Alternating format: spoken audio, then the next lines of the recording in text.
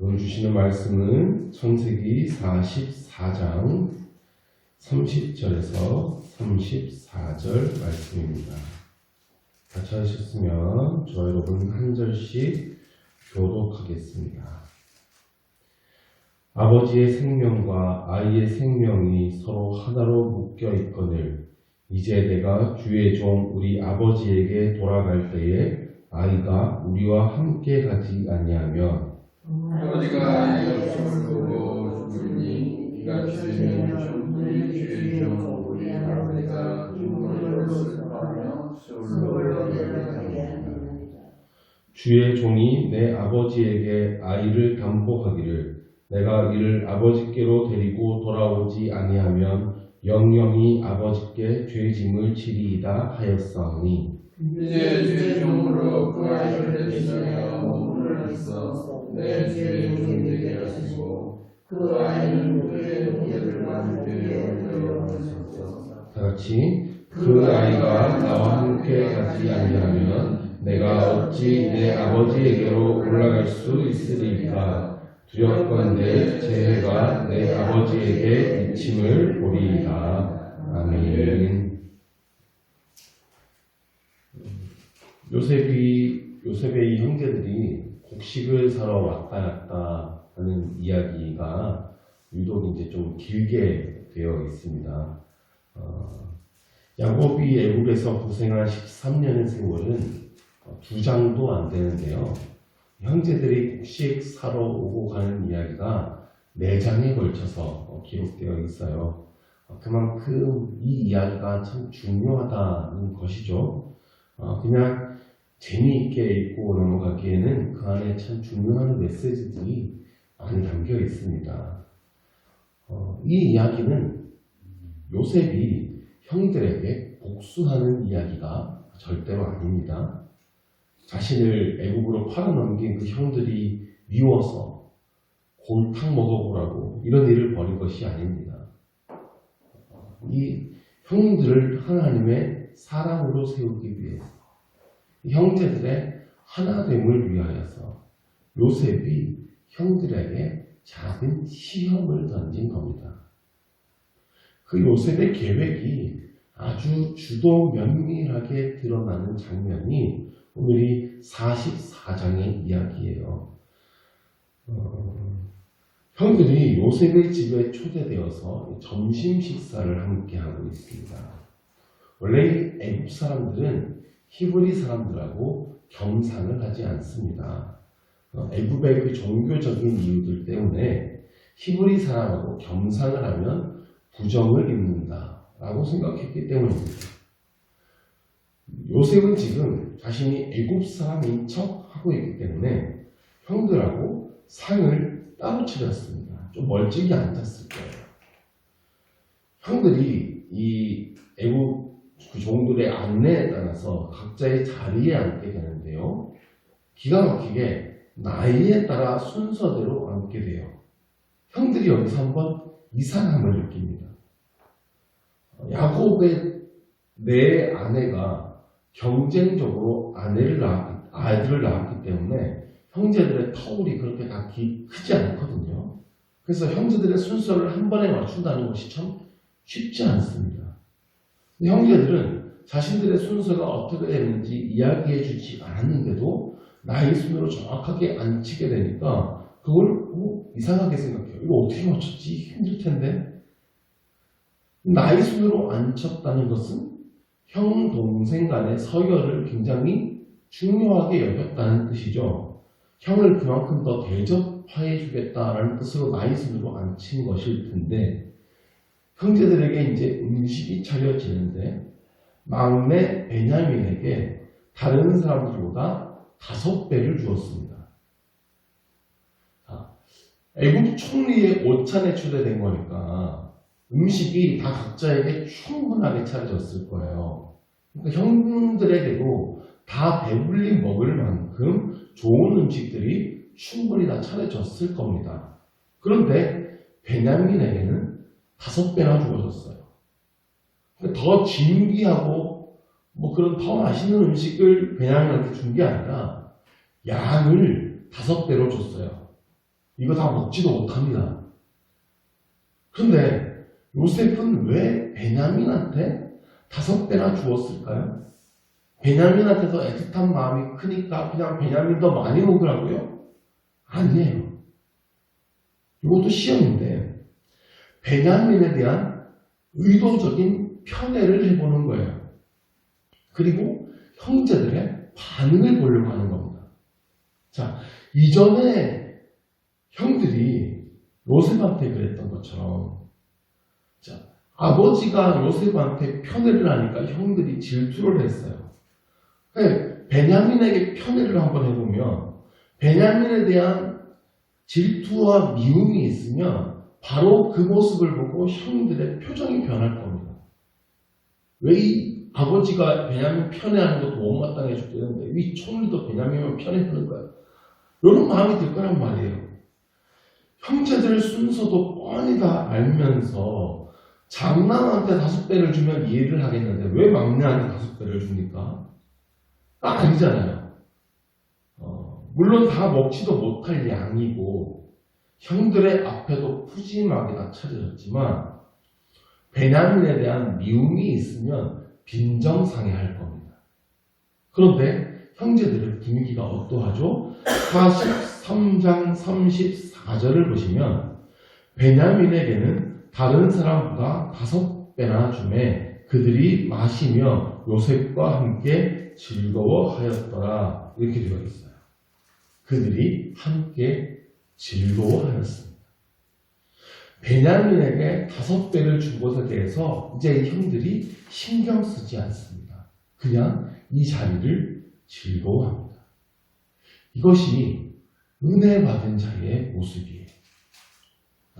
내 안에 하나님께서 주신 은혜가 충만하고 감사하면 다른 사람이 더 많이 받은 것에 대해서 신경 쓰지 않습니다. 내 앞에 주어진 것에 만족하고 즐거워할 줄 아는 거예요. 그런데 내게 주어진 은혜를 깨닫지 못하면 자꾸 남이 받은 것에 신경을 써요. 나에게 주어진 풍성한 은혜보다 다른 사람이 받은 5배에 배아파하는 거예요. 그래서 그 5배 때문에 원망하고 질투하고 미워하고 시기하게 되는 겁니다. 심지어 그래서 그를 모함하기까지 하죠. 은혜로운 공동체는요, 남의 것에 질투하지 않습니다. 나에게 주어진 것에 만족하며 즐거워하는 거예요. 그 은혜에 감사하며 함께 즐거워합니다. 형제들에게서 드디어 이 모습이 발견되는 거예요. 이 일을 위해서 요셉이 의도적으로 베냐민에게 5배를 준 것입니다. 요셉이 형들과 함께 지낼 때에는 그런 모습이 없었거든요. 요셉을 편애하는 아버지로 인해 형들이 요셉을 질투했어요. 시기했어요. 심지어 죽이려고 하고 종으로 팔아넘겼습니다. 요셉은 그 형들을 다시 하나님의 사람으로 세우기 위해서, 그 하나된 가정을 이루기 위해서 지금 이 일들을 바로잡아가고 있는 것입니다. 요셉의 이 의도가 오늘 우리가 읽은 본문에도 드러나는데요. 요셉이 청지기에게 명령하여서 양식을 각자의 자루에 운반할 수 있을 만큼 채우라고 명령합니다. 그러니까 가져가 갈 수 있을 만큼 최대한 양식을 실어주라는 것이죠. 그리고 또 각자 가지고 온 그 돈도 다시 그 자루에다가 넣어놓습니다. 더 중요한 일이 있죠. 요셉의 은잔을 베냐민의 자루에 넣도록 시킵니다. 베냐민을 도둑으로 몰기 위함이죠. 다음날 아침이 됐어요. 형제들이 기분 좋게 집으로 향합니다. 그토록 고민했던 문제들이 순식간에 다 쉽게 해결됐으니까 얼마나 기분이 좋겠어요. 그런데 성읍에서 나갔을 때에 이제 청지기가 쫓아옵니다. 그리고 너희 어찌하여 은잔을 훔쳐갔느냐 따집니다. 그 은잔은 주인이 점 치는 데 쓰는 것이라고 했습니다. 요셉이 정말 그 은잔을 가지고 점을 친 것이 아니라 그냥 그렇게 말한 거예요. 당시 애국 사람들이 진짜로 은잔으로 점을 치기로 했기 때문입니다. 그러면 단순히 잔을 하나 훔친 것이 아니라 정말 중요한 물건을 훔친 것이 되기 때문입니다. 형제들이 억울하죠. 그런 일을 하지 않았기 때문입니다. 그래서 누구에게서 이것이 발견되든지 그는 죽을 것이다. 우리는 종이 되겠다 이렇게 말했습니다. 그래서 10절에서 청지기가 그것이 누구에게서 발견되면 그만 종이 될 것이고 너희는 죄가 없을 것이다 이렇게 말을 합니다. 형제들은 자신이 있는 거예요. 누구도 그런 짓을 하지 않았다라는 자신이 있으니까 그렇습니다. 훔치는 그 사람은 죽게 하겠습니다. 나머지는 모두 종이 되겠습니다. 이렇게 호언장담합니다. 아니 천지기는 그러지 말라고. 훔친 그 사람만 종이 되면 된다고 이야기합니다. 그 후에 자료를 다 내려놓아요. 조사하기 시작하는데요. 나이가 많은 순서대로 조사합니다. 10번째 자료에서도 안 나왔기 때문에 형제들은 자신만만했을 텐데요. 누구도 예상하지 못한 마지막 그 베냐민의 자료에서 음잔이 발견됩니다. 자, 그러면 이제 베냐민만 종이 되면 돼요. 나머지는 자유예요. 이전의 형들 같으면 아버지 사랑을 독차지하더니 버릇없이 총리의 물건에도 손을 댔냐. 네가 사고 쳤으니 너는 종으로 팔려가라. 베냐민 버리고 갔을까요? 요셉을 종으로 팔아 넘겼던 것처럼. 근데 지금의 형들은 다릅니다. 13절을 보니까 그들이 옷을 찢고 각기 짐을 나귀에 싣고 성으로 돌아갑니다. 옷을 찢었습니다. 마음속에 깊은 슬픔을 나타내는 표현입니다. 베냐민의 이 고통에 함께 슬퍼합니다. 형들이 베냐민을 버리지 않고 베냐민과 함께 성으로 돌아갑니다. 이 죄를 우리가 함께 책임지겠다는 거예요. 요셉이 기다리고 있었어요. 어찌하여 이런 일을 행하였느냐 몰아붙이는데요. 유다가 나서요. 유다는 아버지에게 허락을 받을 때에 자기가 담보물이 되어서 베냐민을 책임지고 데려다 놓겠다라고 말했습니다. 그가 말한 것처럼 그가 책임을 지고 나서요. 유다가 16절 말씀에 보면 우리와 이 잔이 발견된 자가 다 내 주의 노예가 되겠나이다 라고 말합니다. 우리 모두가 종이 되겠다는 것이죠. 근데 요셉은 내가 결코 그렇게 하지 않겠다. 잔이 그 손에서 발견될 잔만 내 종이 되고 너희는 평안히 너희 아버지에게로 돌아갈 것이라고 말합니다. 요셉은 지금 마지막 테스트를 하고 있습니다. 유다는 요셉에게 가까이 가서 그간의 사정을 다 자세히 말하기 시작합니다. 30절에서는 아버지의 생명과 아이의 생명이 하나로 묶여 있다고 말했어요. 베냐민이 못 돌아가면 아버지는 돌아가실 겁니다. 제가 이 아이를 담보해서 데리고 가겠다고 약속했습니다. 그러니까 제가 드신 종이 되겠습니다. 이 아이는 돌려보내 주십시오. 라고 말하죠. 유다가. 우리 인간의 죄를 대신 받기 위해서 자신의 생명을 내어주신 그 예수 그리스도. 그 예수 그리스도께서 유다의 자손에서 나셨습니다. 이건 결코 우연이 아닙니다. 모두를 살리기 위해서 내가 대신 희생하겠다고 하는 것이 예수님의 길 아닙니까? 우리는 모두 그 은혜를 입은 사람들입니다. 그러므로 우리도 그 길을 따라가야 하는 것입니다. 원래 베냐민을 책임지겠다고 나선 사람이 있었어요. 내 두 아들을 걸겠습니다. 라고 말했던 사람 장남 루벤이에요. 그런데 여기서 실제로 책임지겠다고 나서는 사람은 유다였습니다. 말은 잘하는데 결정적인 순간에는 보이지 않고 상황이 끝나면 왜 그랬냐고 따지는 사람이 있어요. 루벤과 같은 사람이에요. 그런데 아무도 하지 않으려고 할 때 내가 나서지 않으면 다 죽게 생겼을 때 나를 던져 희생하는 사람이 있어요. 유다 같은 사람이에요. 그러면 여러분은 어느 쪽입니까? 주님께서는 어떠한 사람을 기뻐하시는지, 어떠한 사람을 사용하시는지, 어떠한 사람에게 복을 주시는지 우리는 다 알고 있습니다. 중요한 것은 행동입니다. 그 주님의 길을 따라가는 순종이 필요한 것입니다.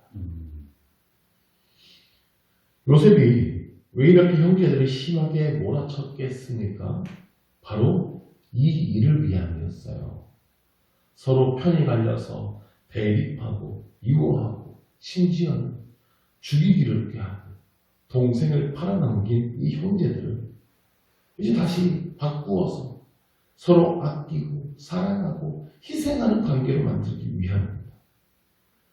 주님께서는 여전히 우리에게 이런 관계를 원하십니다. 여러분의 가정이 그런 관계가 되기를 원하시고요. 우리 교회가 이러한 관계가 되기를 원하십니다. 여러분이 속한 구역이, 기관이 이렇게 서로 아끼고 사랑하고 희생하는 관계가 되기를 원하십니다. 하나가 되기를 원하세요. 그래서 이 일을 위해서 공동체에 작은 시험거리를 던져주실 때가 있습니다.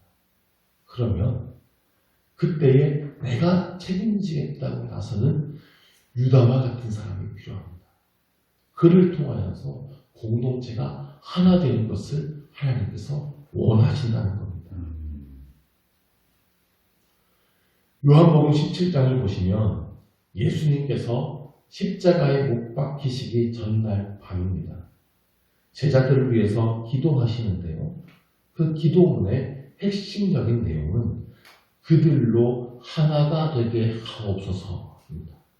거룩하신 아버지요, 내게 주신 아버지의 이름으로 그들을 보전하사 우리와 같이 그들도 하나가 되게 하옵소서.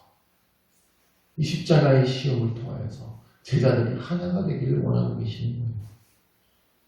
요한복음 11장에서는 이렇게 말씀하십니다. 한 사람이 백성을 위하여 죽어서 온 민족이 망하지 않게 되는 것이 너희에게 유익한 줄을 생각하지 아니하는도다 하였으니 또 그 민족만 위할 뿐 아니라 흩어진 하나님의 자녀를 모아 하나가 되게 하기 위하여 죽으실 것을 미리 말하니라. 주님께서는 하나님의 자녀들이 하나가 되기 하기 위하여 죽으셨어요. 자신을 희생하셨습니다. 우리는 모두 그 은혜를 입은 사람들입니다. 이제 우리는 그 뜻을 붙잡고 그 길을 따라가야 하는 것입니다. 주님께서 하나가 되기 위하여 자신을 희생하셨습니다. 우리도 우리 공동체가 하나 되기 위하여 자신을 희생할 수 있게 되기를 바랍니다. 아멘. 다른 사람이 받은 5배를 바라보지 말고 우리에게 주어진 풍성한 은혜를 바라봅시다. 나의 희생을 통해 우리 공동체가 하나가 될 수 있다면 주님께서는 그 누구보다 여러분을 기뻐하시고 복의 복을 더하여 주실 것을 믿습니다. 아멘. 기도하겠습니다. 하나님 아버지, 우리에게 한없는 은혜를 부어주심에 감사를 드립니다. 그 은혜를 기억하지 못하고 남의 것에 눈을 돌리고 불평과 시기를 하지는 않았는지 돌아보게 됩니다. 항상 하나님께서 나의 상에 베풀어 주신 풍성한 은혜에 감사하는 삶을 살게 하여 주옵소서. 주님께서는 우리의 하나됨을 위하여 목숨을 버리셨습니다. 늘 그 은혜를 가슴에 새기고 우리도 그 길을 따라가게 하여 주옵소서.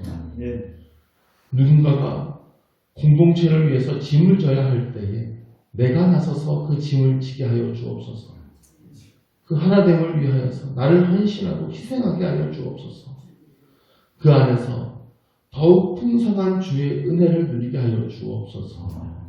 하나님, 우리를 통해 우리 교회가, 우리 기관과 구역이 하나가 되게 하여 주시옵소서. 예수 그리스도의 이름으로 기도드립니다.